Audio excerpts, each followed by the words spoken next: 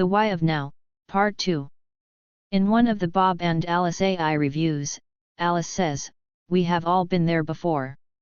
Just in case you missed the video, it has been a while since the last relationship went bust, and we swore never to do that crap again. Surely there must be a way to not have the same pattern repeat over and over again. Mild interest, joy, exhilaration, conflict, argument, fight, and bust. Why me, Lord? Am I broken somehow, somewhere, someway, never to be whole or repaired enough to make this relationship merry-go-round gently stop at a safe place so I can get off, rest, and try to figure out life, before it kills me?" In this part 2 of the Why of Now, I proffer an answer and to a degree, a solution. This does not mean that you can forever escape the modern-day version of Groundhog Day or Edge of Tomorrow, live, die, repeat, experience. We come into life with a to-do list. At times, that list IDs an unknown person that we meet at school, the gym, the grocery store, on a plane, or waiting in the pharmacy line, and the urge is there, can we roll the dice, and have it work out at least once? So keep in mind, it's all about past lives and reincarnation. Prior to birth, when the to-do list is actually being drafted or cast in concrete, Jack and Jill agree long in advance to meet up again and take another swing at getting a failed past life relationship to be successful this time around, despite the bones of contention. Now, you will not hear this from any scientists or subatomic particle physicist, but there is a relationship element of reality operating in the unseen realms.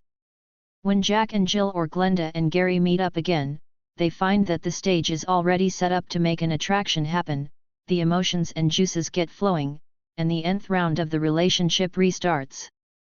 Things go great for a while, and then inevitably the friction starts up, arguments materialize out of thin air, harsh words get spoken, off we go in a huff, earnestly swearing never to do this all over again.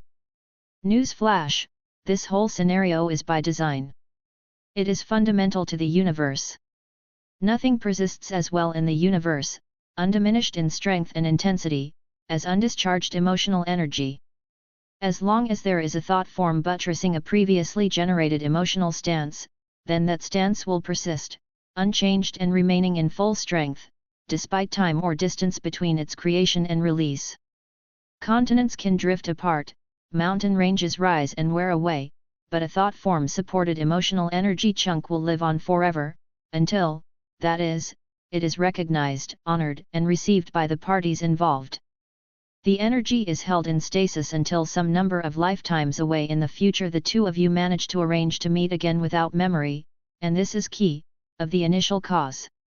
Restart the relationship and go about the process of recreating in functionally equivalent form the essence of the past breakup, and the anger sequestered away will be brought out of stasis for the two of you to discharge and release or recharge all over again. Now, just to make things interesting, the two of you may swap sex roles. Jill will reincarnate as Gary and Jack as Glenda, just so that both of you can see and experience the contention from the other's perspective. It does not always have to be about arguments. One could have killed the other in battle. One could have abandoned the other in a time of desperate need.